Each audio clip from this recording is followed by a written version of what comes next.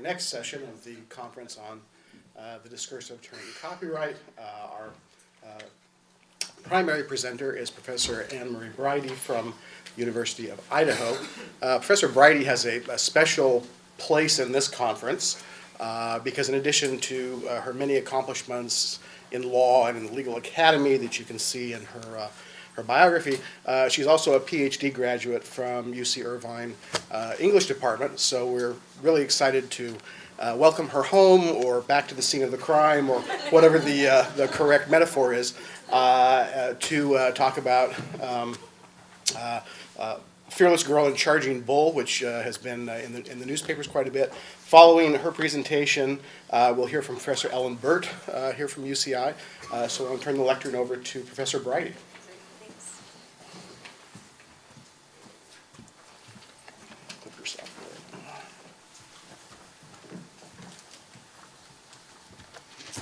there. Okay, so I'd like to thank Dan for inviting me to contribute to this symposium, which has given me an opportunity to marry two intellectual worlds to which I feel deep commitment, literary theory and copyright law.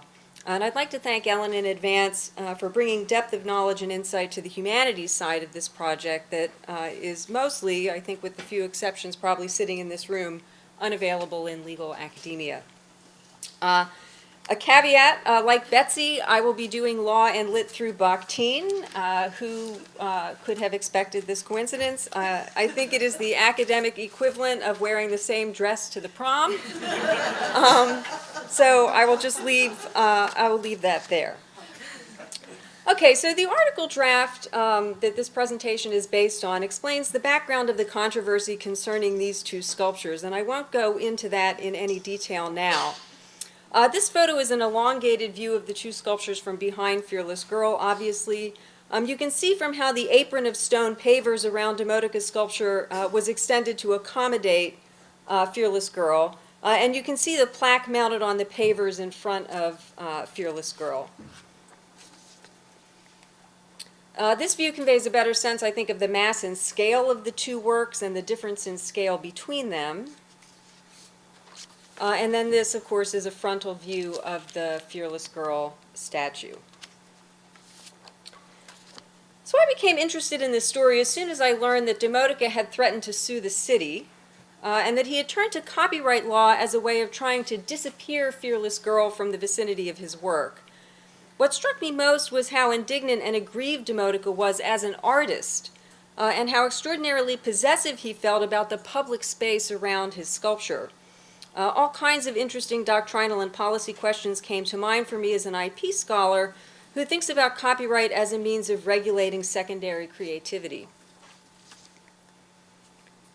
So in his demand letter to the city of New York, Demotika raised two copyright claims and some trademark claims. The trademark claims, of course, are interesting, but not to me right now. He alleged a violation of his right to prepare derivative works under Section 106(2) of the Copyright Act, and a violation of his right of integrity under Section 106A, the Visual Artists' Rights Act.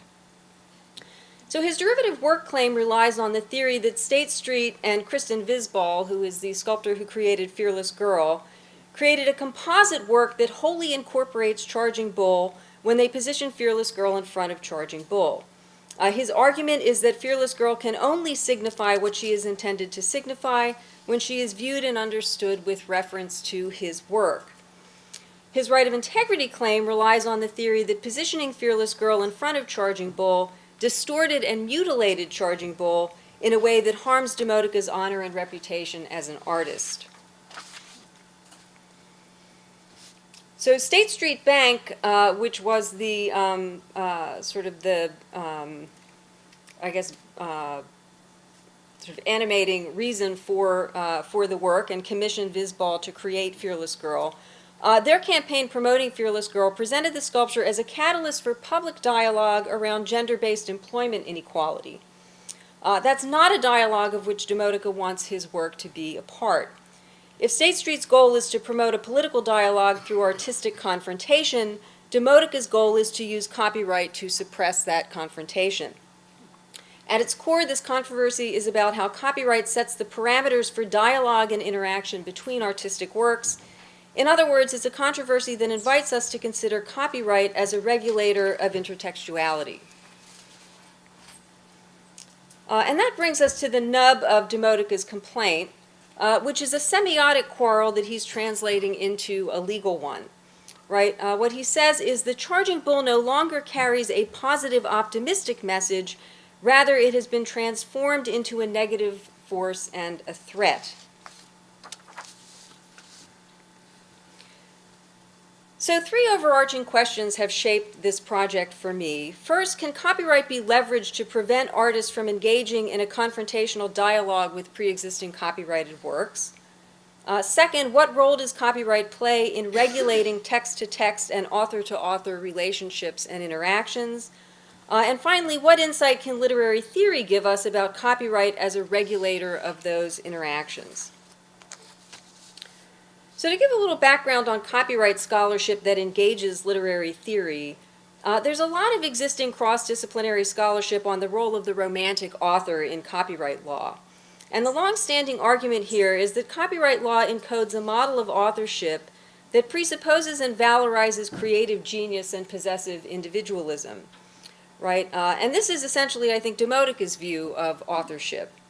Looking at copyright through the lens of intertextuality, I would argue, challenges this position and reveals important philosophical differences between U.S. copyright law and European authors' rights law. The concepts from literary theory that I rely on in the paper come from Bakhtin and Gerard Genette, both of whom are theorists of intertextuality. Intertextuality is an approach to reading and understanding text that views works relationally rather than as closed systems of signification. Bakhtin is most famous for his theory of dialogism within and between texts. He identified 2 poles of discourse, monologic and dialogic. Monologic discourse is associated for Bakhtin with the genres of epic and poetry. Dialogic discourse is associated with the novel. Aesthetic monologism privileges the unitary voice of the author and defines the work as an extension of authorial autonomy and personality. Aesthetic dialogism, by contrast, favors a mix of voices and discourses that are layered or mingled within the work.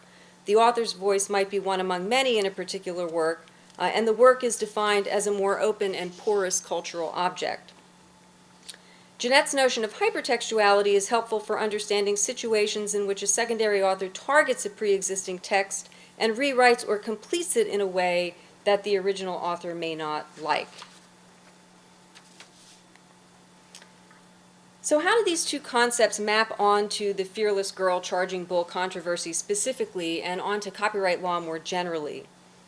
My argument is that Demodica's understanding of his work and his relationship to his work aligns well with Bakhtin's concept of aesthetic monologism, and that Bakhtin's concept of aesthetic monologism is encoded in the EU tradition in copyright law, which is more author-centric than U.S. copyright law is. So EU copyright law has strong moral rights protections, for example, and limited exceptions and limitations to authors' rights.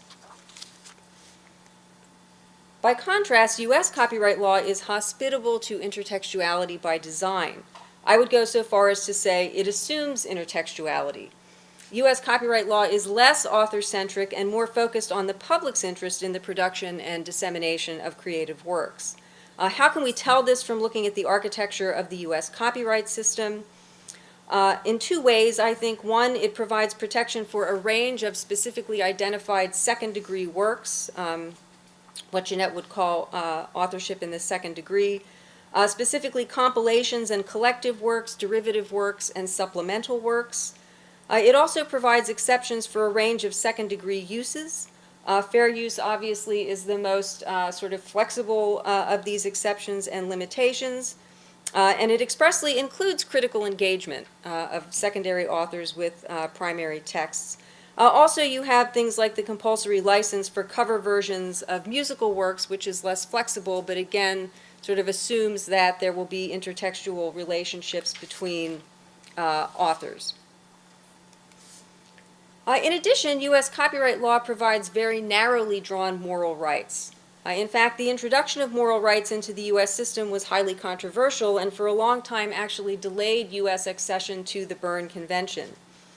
So VARA, the Visual Artists' Rights Act, which is the legislation that was enacted in order to bring us into compliance with the moral rights requirements in the Berne Convention, VARA is limited to a very narrow range of works. Rights for VARA-covered works are narrower in scope than under EU law.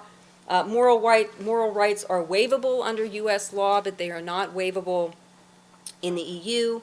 VARA has an objective reputational test for actionable distortion, which EU law does not.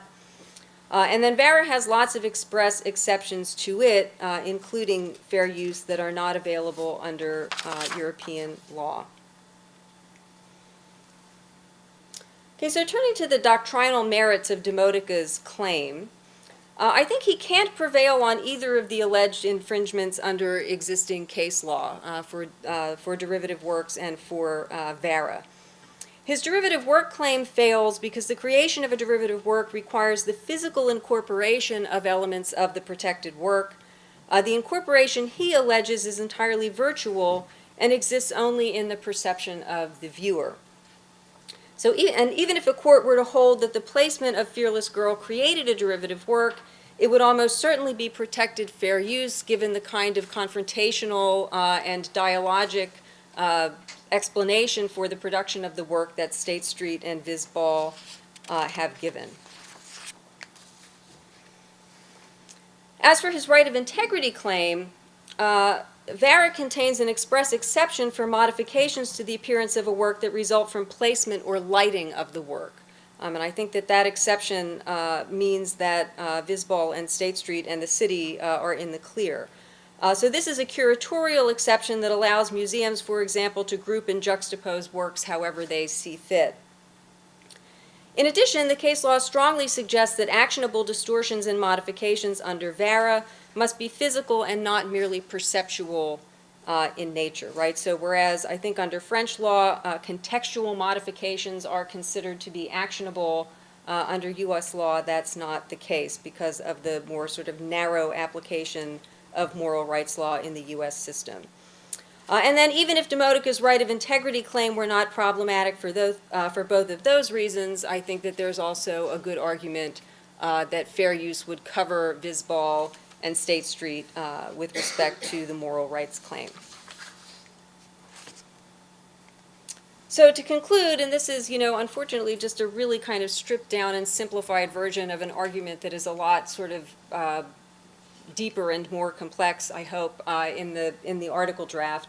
I think Demodica wants and expects copyright law to give him more control than it does over how other artists interact with his work.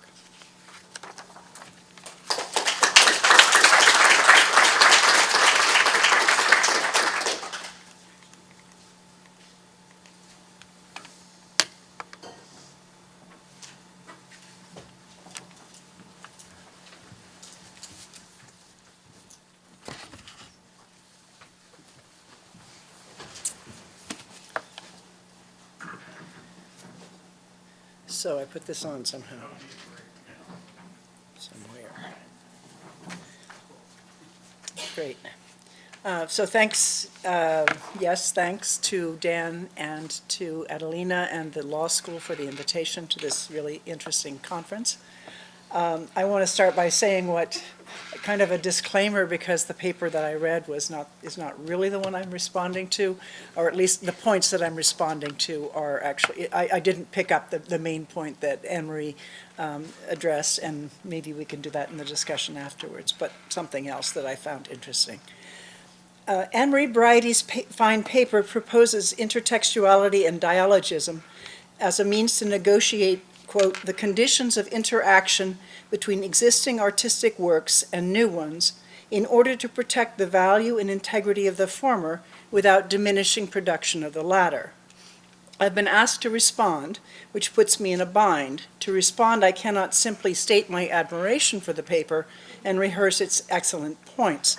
Instead, in the spirit of contest that's always part of an academic conference, I need to find an intellectual point or two for disagreement to justify my invitation and to elicit discussion. My question emerges from this bind. does dialogism, the term that Bakhtin uses to describe the internal formal differences between the idioms represented in narratives, align perfectly with the term dialogue, which can cover many interactions, including the more or less courteous gladiatorial battles staged in academic conferences.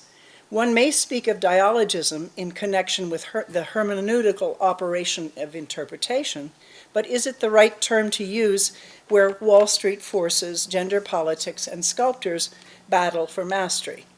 Readers of Bakhtin's works are always tempted to understand his formalist system as transferable to the socio-political realm, and I would say starting with Bakhtin himself. But there are reasons to doubt it's transferable without strain. The statue's merits aside, then, for various reasons, I want to consider that dialogism might have to be distinguished from dialogue, the work from the marketplace. And then I'll raise some questions about a possible place of overlap where the question that I'd like you to raise does have a bearing. With intertextuality, Bridey puts her finger on a point where Demodica's bull will have a hard time defending itself. Demodica has declared his meaning in no uncertain terms. A charging bull is, quote, a symbol of the hope of the American people for the future. But can he dictate its meaning? To begin with, the work is intertextual in loosely propping itself on many other works. 17,000 years ago, a bull was painted on the walls of Lascaux, and the bull motif has circulated since. Consider a few images. Apis, the bull god to whom the Egyptians sacrificed children, the Minotaur at the center of the labyrinth, and Ariadne, who gave Theseus the guiding thread to defeat the bull. In recalling girls with bulls, who can neglect the myth of Europa, carried into the waves by Zeus in the form of a white bull? Flaubert's simple-hearted Felicity saved her mistress's family from a charging bull. The ladies whose chivalrous knights carried their ribbons into combat have descendants in señoritas throwing roses at matadors. Bulls and girls, like beasts and beauties, go together, often with the girl as the erotic target. Eating Rocky Mountain oysters for virility wouldn't have meaning else. Demodica's claim that a girl wasn't part of his original plan is disingenuous. Girls belong to the intertext, and the fact that Demodica has so arranged Charging Bull's body as to present its oversized testicles to the caresses of passers-by is all that is required to make this hermeneutic point. The artist may not have meant to evoke a girl in front, but his bull's hind end has served the public as a fertility symbol for 2 decades. In short, the work relies upon other works and goes beyond his declared intention. Works of art mean by drawing on the common language and store of images. If Demodica wants protection for his meaning, his cry comes too late. As Bridey puts it, quote, he wants copyright to restore Charging Bulls and his own autonomy from other works and authors, end quote. But drawing as it does on the collective language for its forms and symbols, it never could have only had the meaning he meant to give it. The work can make more pointed reference, wittingly or not, to specific works. Those are just sort of general possibilities, but there's a more specific one. Let me provide an example. Charging Bull rhymes with, and is almost anagrammatic of, Raging Bull. It's hard not to speculate that the 1980 film, with deep roots in the Italian-American New York of Scorsese, De Niro, and LaMotta, is an intertext of Demodica's Bull from 1989. You remember the middleweight boxer whose downfall was caused by his inability to keep his jealous rage and libido in check. Charging Bull's optimism revises Scorsese's pessimism about his hero. Demodica may even be reaching back to restore another boxing film starring another Italian-American, Rocky, where a little guy conquers all, shot in 1976. It's Demodica's right to opt for a flatly optimistic ending. Personally, my hope is that the bull will prove a less lasting feature of the New York City landscape than Raging Bull, but this is a matter of market competition and not an interpretive problem. the work's popular success and the critical interpretations built up around it can diverge. I doubt that Scorsese could demand any of Demodica's receipts, despite the way the statue's title knocks off that of his film. However, in thinking about the questions posed by the difference between the work as hermeneutical system and as thing in the world, I was startled to see that I had landed on a title, and thus on a particular type of intertextual relationship as the telling one. Here, the simple division between work as thing and as hermeneutic system becomes more complex. The title is part of what Jeanette calls the paratext. That it's intertextual, but it's a subcategory of that.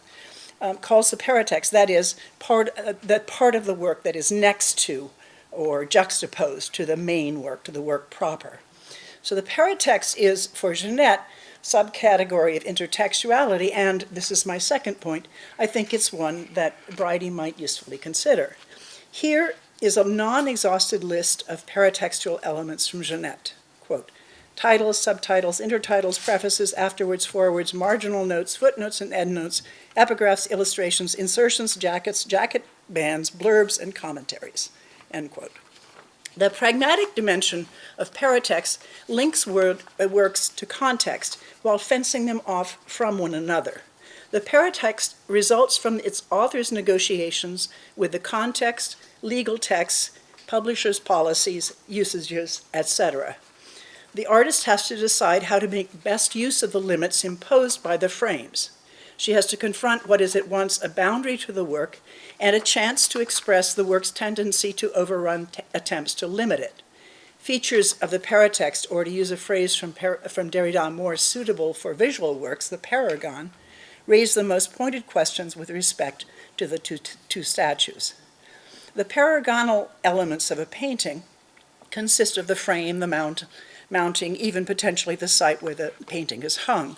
With the sculpture, the pedestal, the means of anchoring the sculpture to a given spot, any plaques and elements of the site would be paragonal.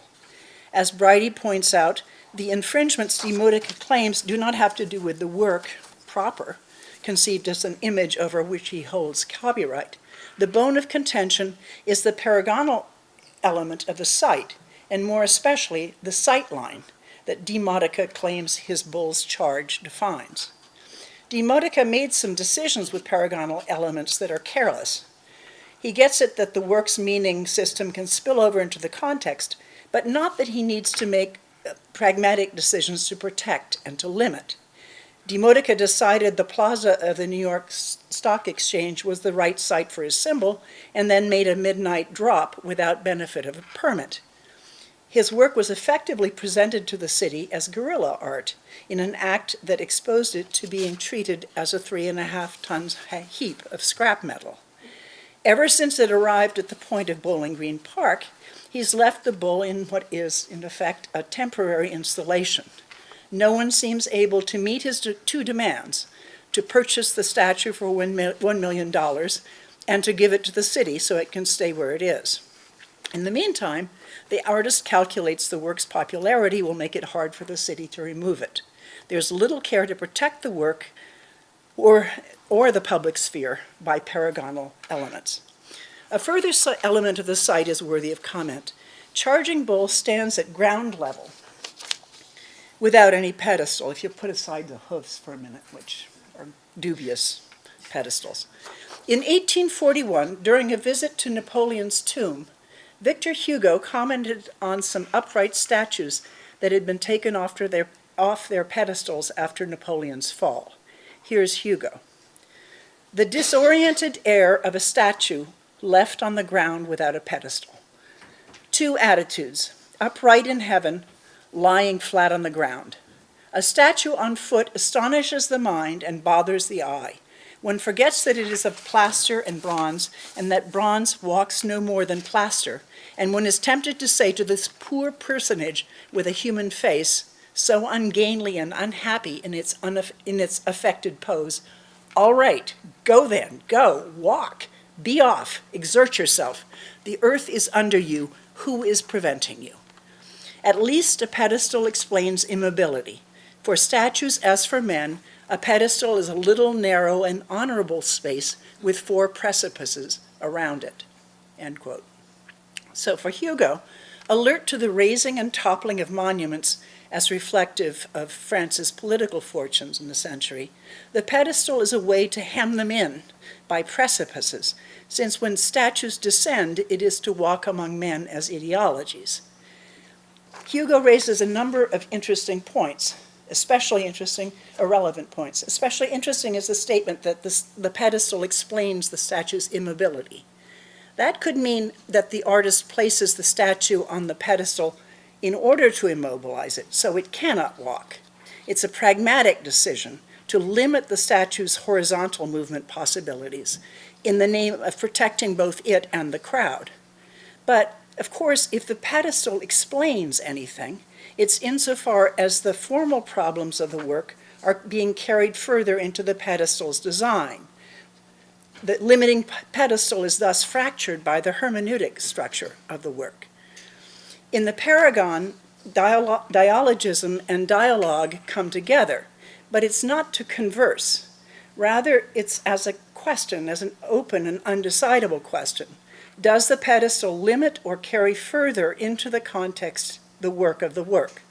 The question allows for the impossibility of limiting, but only where and because a limit is being drawn. Demodica's choice to do without a pedestal means that he has exposed his artwork without adopting the systems of shelter that the pedestal provides. The city of New York acted where Demodica did not. It provided Charging Bull with a cobblestone corner that serves as a bounded pedestal. In 1989, the corner was edged and squared off stone, and then the cobblestone reached down to the curb a few inches further into the street. You can just barely see it. And then, in addition, there was a white painted line. When the city provided the limiting precipices, it set the measure for the statue's site, not in terms of sight lines, but of its base. What a fearless girl. She has no pedestal either. Her feet, firmly planted, wearing boots too heavy for her light dress, may call attention to an arena of artistic decision that is pragmatic as well as hermeneutically motivated. Visbal has a smallish bit of metal to stabilize, but it is only a 2-footed one, so the girl's triangular stance and heavy boots solve technical requirements while meaning her toughness. But the most interesting paragonal feature of Fearless Girl is the base. True, she's directly in Charging Bull's sightline, but she does not set foot on his corner. Whoever posed her there meticulously restored the cobblestone corner, which was crumbled at one point, to its first state. But she stands apart on an apron of what looks like fake stones surrounding the edged corner. In this one, she has still her plaque, but that's gone. She's next to Charging Bull's corner, but in the position of a frank add-on or supplement.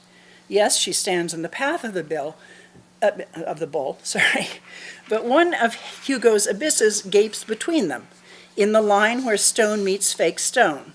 Fearless Girl has marked off her place. It is that of the supplement, and it is one she capably defends.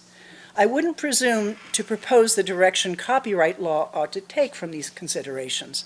My point is only to suggest that the paragonal nature of the work has to be taken into account, along with the undecidable questions that it raises.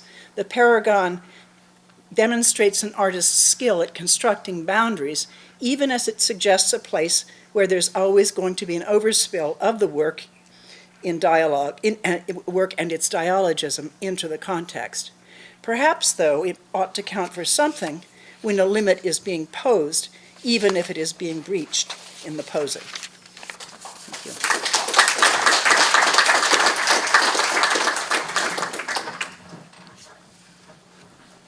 Thank you. Anne Marie, perhaps a response? Or some Sure, response? just briefly. So thanks so much. That was really wonderful and poetic. And the idea that bulls and girls like beasts and beauties go together is just, I think, would be a wonderful epigram for this work. really interesting sort of exposition of Charging Bull's own intertextual roots, right? And the sort of insight that the text is always already an intertext, and that he sort of thinks of himself as the originator of that work, but that, it is derivative in its own way.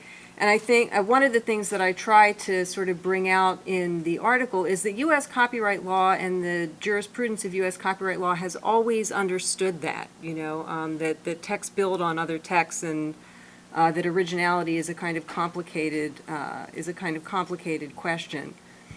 And I think also helpful for your pointing out, and I think I try to point this out in the article, but I'm not sure I do it enough, the naivete really in Demotic is believing that he can say with authority what his work means, right? Because that it means the strength of the American people, it might mean that to him. Who knows what it means to anybody else? And interesting for me that Demotica is trying to leverage copyright really as a way of trying to control meaning and perception of the work, rather than simply copying of the work. So interesting too that you see in Jeanette sort of value in thinking through the paratext, and I had used instead his construct of hypertextuality, sort of talking about Fearless Girl as a hypertext of Charging Bull, and as what he would call an unfaithful continuation of the narrative. And I think I need to think more about paratextuality, and so I was using hypertextuality in Derrida's logic of the supplement. The paragon I don't know at all, and that's something. Really thinking on painting. Okay, so that is something that I think would be very worthwhile for me to delve into, because that's really, really interesting. And all of the your insights about sight and sight lines is also very, I think, illuminating for me. So thank you. That was really wonderful. I really like the paper and the conversation, especially the way that this brings back or recapitulates a lot of themes we've already seen today, having to do with derivative works and audience responses, and certainly Bakhtin, but and paratexts and so on. And so, not surprisingly, of course, this is what Adelina Tomova adopted as the cover for our program, and also for the flyer that went around, because this raises so many of the issues that we wanted to talk about. I wanted to again sort of exercise the prerogative to throw out a first question. So I was struck by looking at your presentation by the two claims that he articulated in his complaint, or that his attorneys articulated in the complaint, which are the most logical claims for him to make, but they seem to be, at least in my mind, very different, and I wonder if your analysis plays out differently for the two of them. I mean, the first one, the idea that it's a derivative work, going back a little bit to some things Betsy Rosenblatt said, is really about the relationship between the author or an originator and a follow-on creator or another author, right? That you have used my work to create another work, sort of regardless of what the audience is, right? Whereas the VERA claim, right, the Visual Artists' Rights Act claim, is almost a type of inducement claim, right, which is, you have done something with my work that makes the audience or makes my reputation different, or makes people perceive the work differently. And so those are two different, I think, different types of interactions, or two different types of audiences, right? One is interaction artist to artist, regardless of what the public thinks, and the other is sort of an inducement by a second artist of a reputational change or a change in understanding or meaning by the public. So it's really about what happens in the public. And I wonder if the analysis of intertextuality that you're doing plays out differently when you're talking about two different levels of interaction. It's a good question. It's a rich one. I think I see the derivative work claim as being a little bit more aligned with the moral rights claim than you do. Because he really does, what he says is they have sort of wholly appropriated his work, right, to create this sort of, to create this third work, right? So in the way that his lawyers put it in the letter is they call the statue, I can't remember what they call the statue, like the statue of the little girl becomes Fearless Girl only through her relationship to Charging Bull, right? So there is no Fearless Girl that doesn't already incorporate Charging Bull. And so the way I see it is all of his claims really seem directed toward the idea that there's been a kind of semiotic usurpation that he doesn't like, and that sort of that skews the meaning of his work in the eyes of the public. And so, I mean, I've talked about I talked about the hypertext, and the ways in which I think Fearless Girl, Jeanette would read Fearless Girl as a sequel or an unfaithful continuation of Charging Bull. Which is sort of Microsoft versus Microstar versus Right. territory. Yeah. But I mean, at least legally, the derivative work claim doesn't rely on what the public thinks one way or another, right? The whole thing could be hidden in a warehouse, and if you altered my work, it's a derivative work regardless. I think you're right that there's a sense, going back to Ellen's presentation, in which he's talking about Fearless Girl as being a paratext or a paragon that tells you how you're supposed to read Charging Bull, or how you're supposed to understand Charging Bull, but that doesn't seem to be required or necessary for at least as I understand the claim for the legal derivative work claim, right? That's not part of the elements. Right, no, it's not part of the claim. Yeah. Okay, I'm betting there are a lot of other, I'm seeing hands. Professor Silby? So I love this project, and when this happened, I just felt like this was a richness of opportunity to talk about so many things in copyright with students, and people really resonate. People wanted to talk about this, and so I think you've done a great job putting it into some perspective. So one of the things that I wanted to ask you about was how to think, whether thinking about the scope of the work and how it changes over time will help your argument that this is something that copyright has always thought about intertextuality. That is, when he placed that in where is it in? What's the name of the place? Bowling Green in 1989. It was one kind of work, and over time, it became another kind of work. Like, the scope of the work changed over time. And there has to be examples in public art where that is true and that have been subject to contestation, that I wonder if it would be helpful just to think about. Confederate statues? Well, right, right. Well, that's a different, that could be a copyright claim. But my point is just thinking about how the actual boundaries of the work change over time, right? Characters too. And there was only just this change, this boundary was bothersome. But I think there's something to be. Copyright has a very overly simplistic idea of what the scope of the work is. And that would be another way to push back against, I think, his claims. Because he, I think, assumed that the boundaries would change too, just by putting it where it is. Like, he made those assumptions. And so he accepted that, but then he reneged on it when Fearless Girl showed up. So I just wanted to, if you had thought about thinking about this in terms of what the work is and how it relates. The other question is just really informational. I think you probably know much more about this, is the site-specific art exception in VERA, and how that relates here. That is, it's my understanding that site-specific art is exempt, or at least some courts have said that they're exempt from the reputational injury under VERA. And it just seems to me obvious that this is site-specific art. It's not, though, right? It's not? Because when you think of it, site-specific art is art that's sort of created to be integrated into a particular physical environment. And when he dropped this, he dropped it literally in front of the stock exchange, and they were like, get it the hell out of here, right? So it was not created for this site at all. He created it for this site. No, he didn't. He created it to be in front of the stock exchange. Okay. Like, literally, he, in the middle of the night, delivered the work to the front of the stock exchange, and the people at the stock exchange said, get it out. And say that they ended up moving it to an impound yard in Queens, and there was some back and forth over whether there would be a permanent home for it anywhere, and they settled on this place in Bowling Green. And so it's what they would call in the cases plop art, which is the sort of alternative to site-specific. Site-specific over time, or is that not?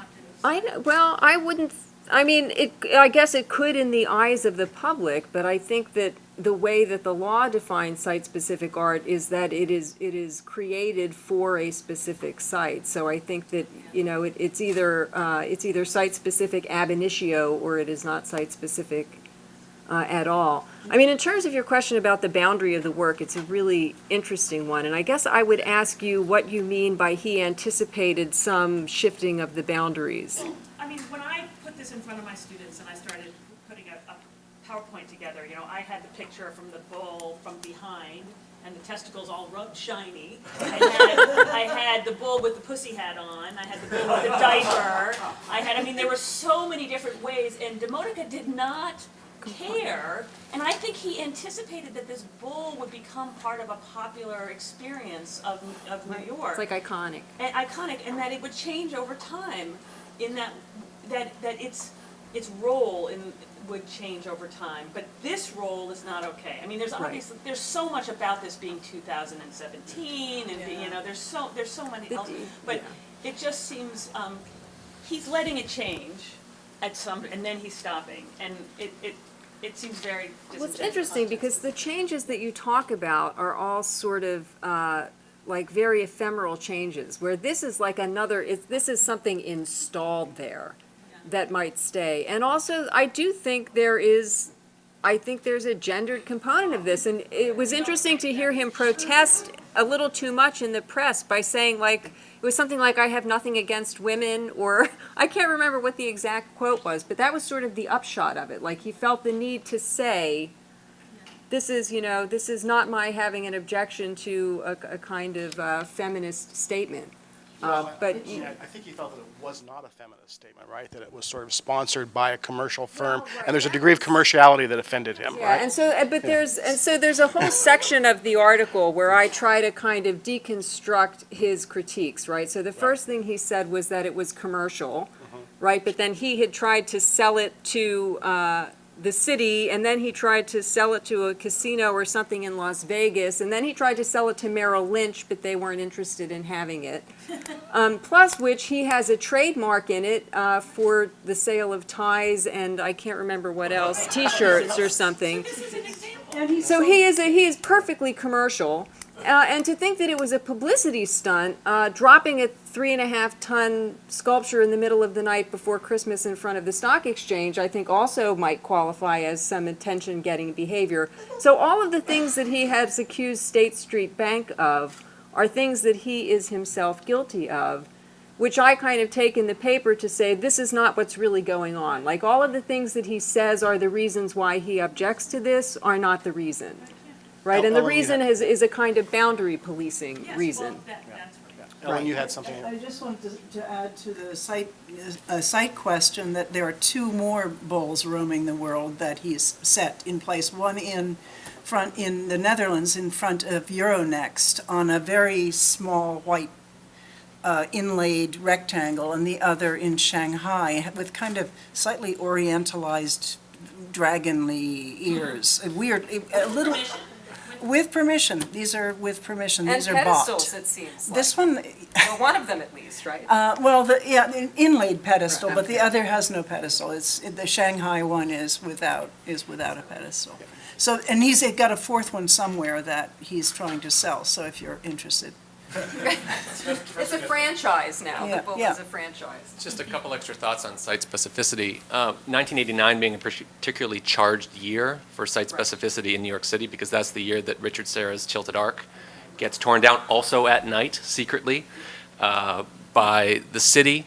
And the fight over Tilted Arc had happened over the course of the 1980s. And the fight between Serra, who maintained the work's site specificity, claiming it can only exist in the place in which it's currently sited, in Federal Plaza, and the white-collar workers in the area, many of whom were lawyers, who just didn't like the work and wanted it gone, and sort of, brought to bear a number of arguments against it. In that situation, authorship was a key criterion, at least from Serra's point of view, that he intended it for this place and this place only. Was crucial to his understanding of what site specificity is. In the discourse of site specificity itself, 1989 is also something of a linchpin year in that there's already a group of young artists working in the late 1980s that would rise to more prominence in the 90s, largely in the East Coast, who came to define a second turn, a discursive turn, if you will, in site specificity, claiming that their work engaged with site in a kind of textual, discursive, interlayered way that was about specific places, but also points of reception, about kind of a multi-nodality of sites in the experience of work.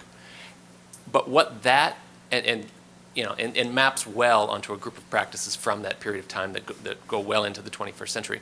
But what that turn did is actually solidify the previous notion of authorship that Sarah and others had been arguing that dates from the late 1960s and the emergence of outdoor land art, of which Sarah's sculpture is a kind of a version of in being outdoor sculpture. So all of which is to say, site specificity itself in the history of art has also been kept in the can, maybe a bit too long with regard to authorship, and hasn't really dealt with these kind of issues that are now coming up again. I've just written a paper about a site-specific work of Sarah's north of Toronto in Canada that has changed dramatically since he set it in its site in the early 1970s. And one could argue it has become, in fact, a different work that's still site-specific, but not according to the criteria set out by the artist, or at least intended by the artist at the time of its making. One interesting thing I'll say about the way the law deals with site specificity in VARA is that site-specific works bring up tensions between owners of real property and artists. And there is a very strong tradition in U.S. law of protecting property rights, like real property rights. And in the case, I think, Jess, that you're talking about, where I can't remember which circuit it was, that said pretty much site-specific art is just not protected by VARA, period. It was the court trying to deal with the tension between the rights of owners of property and artists, and saying essentially we cannot let VARA function as a kind of servitude on real property, like an unrecorded servitude. And so, it's interesting, we're seeing it with the 5 Points case now, which has actually gone to trial over the graffiti art. That just went to trial last week. And so one of the interesting issues with site-specific art is the way that the courts try to deal with the functioning of moral rights as a kind of unrecorded servitude on real property. And there are exceptions in VARA, actually, for works that are attached to buildings. The Kelly Garden case is another one. Yeah, the garden. Yeah, right. Yes, they did. Yeah, there was a VARA claim there. Yeah. Quick point about a individual example left out of Ellen's biography, and that is that the Merrill Lynch Bowl seems to me to be the most resonant here, because when DeMonica says he was showing the hopeful future, he was really trying to show the hopeful future of the stock market, because as Anne Marie mentions in the longer paper, this work was created in the wake of the 1987 recession, which was a very, very serious one. To move on to the possible court case, it seems to me as a non-lawyer that since he owns the statue, he has immediate recourse to removing it, which would take away the direct confrontation that he so objects to. And since he has it there really on loan to New York, I don't see how he has any kind of case against Does he New own York. the statue, or is it abandoned? I don't think he ever transferred title, so I think he still owns it, and it's just permitted there, that he can keep it there. I think one of the only reasons that it's covered by VARA at all is the title of it wasn't transferred, because VARA, of course, is 1990, and this work was created in 89. And so because the title didn't transfer before the effective date of VARA, he kind of squeaks in under VARA. But it's interesting to me, Bob, that he feels very proprietary about sort of the curtilage around really it's not his at all, right? I mean, that is like his way of kind of taking de facto ownership of public space, right? And trying to leverage copyright law as a way of taking de facto ownership of the space around the work, which is not his property. So it's manspreading. It is definitely, it's bull spreading. Clear. If you look at the bull, no real bull ever would spread quite like that. So just a quick point to augment Jess's point about sort of the work and the features of the work, right, as opposed to maybe the reception of it. And it might be interesting so in that regard, it might be interesting to think about how we know that Fearless Girl is meant to be in dialogue with Church and Poe, because there's a lot of other stuff there. Like, no one's saying that the barriers are in dialogue, right? No one's saying that the signs or any of the other structures that are surrounding it are in dialogue, and yet we know that's the case, in part because of the continuation of the stone, in part because of the direct line of sight, and the opposition, in part because of the time in which this is occurring, where we're more receptive to, we understand what this message is about. So anyway, it just might be interesting to think about, if you do continue to think about the boundaries of the work, the way in which that teaches us or communicates to us the very dialogue that you're talking about. Right, and he talks about, too, how they're done in the same material, and the patina on them is the same, right? That all of these were intentional sort of moves on the part of State Street and Visball to kind of unify the two and to show that they are part of this larger work. Betsy Rosenblatt. Thanks. So first, I want to take a risk here and disagree with Dan Burke, because I actually think that his claim of derivative work is at least implicitly dependent and legally dependent on his allegation of semiotic usurpation. Because when we look at the universe of cases in which non-copying is seen as creating a derivative work, it's exclusively cases in which there is some sort of semiotic usurpation. Sequels are, collages are, reframings aren't, depending on what case which of the art on tiles cases you talk about. So I actually think that the sort of impact on the meaning of the underlying work is actually at the very least implicit in the pattern of those cases, and that may be something worth discussing.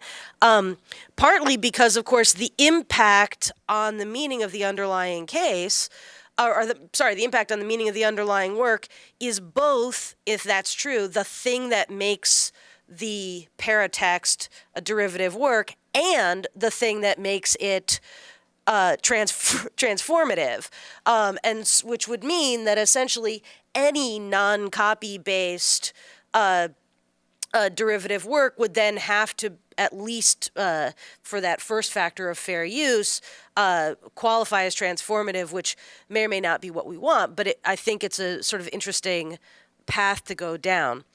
My question for you is, okay, copyright does not do what Demotica wants it to do. We can all agree on that. But why would he think it would? Right? Is it desperation? Is it the sort of calc problem that we think of copyright as having something to do with meaning when it really doesn't? Is it some third thing?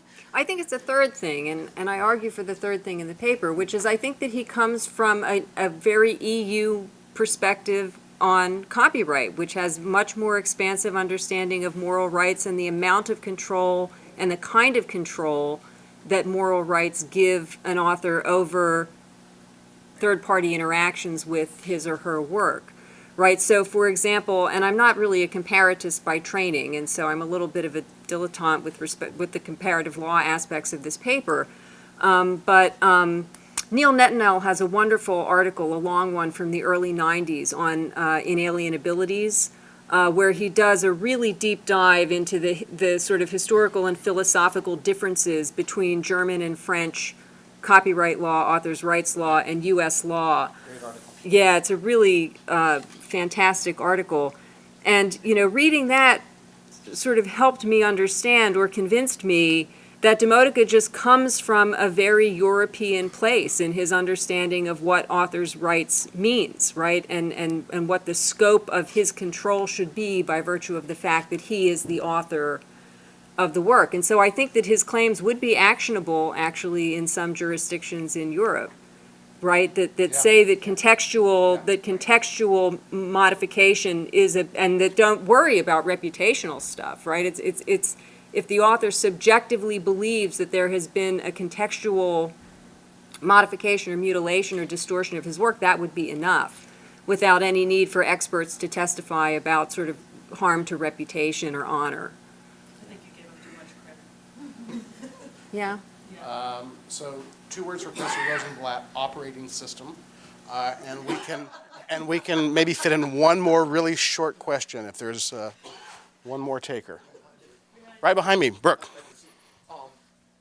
I think Anne-Marie just answered this, but can we go back to Simon's paper then about this alternative property and also then something about the dignity of the artist and so forth? Maybe it's not dignity of the artist, but it sounds like this is somewhat an alternative property-based claim that he's making. In other words, my piece here has been, my work of art has been changed, which is one thing that Pope would have been concerned about with, right, or something like that.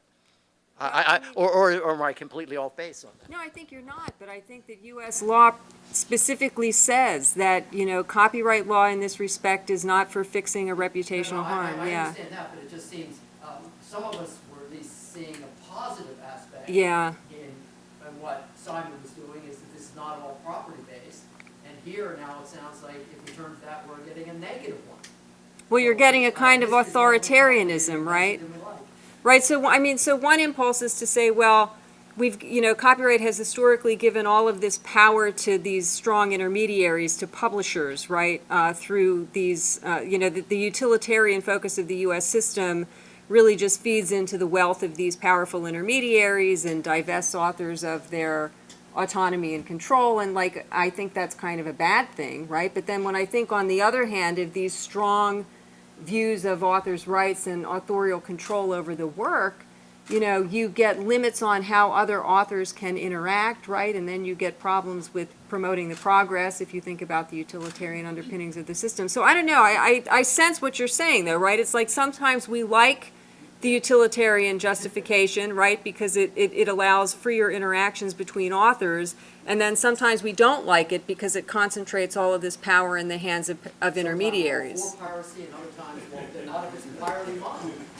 And on that thought, join me in thanking another really strong panel. Again, for those who are remote, we're going to be off the web for 15 minutes. We'll be back at 4 o'clock for our final session, starting with Professor Jessica Silby.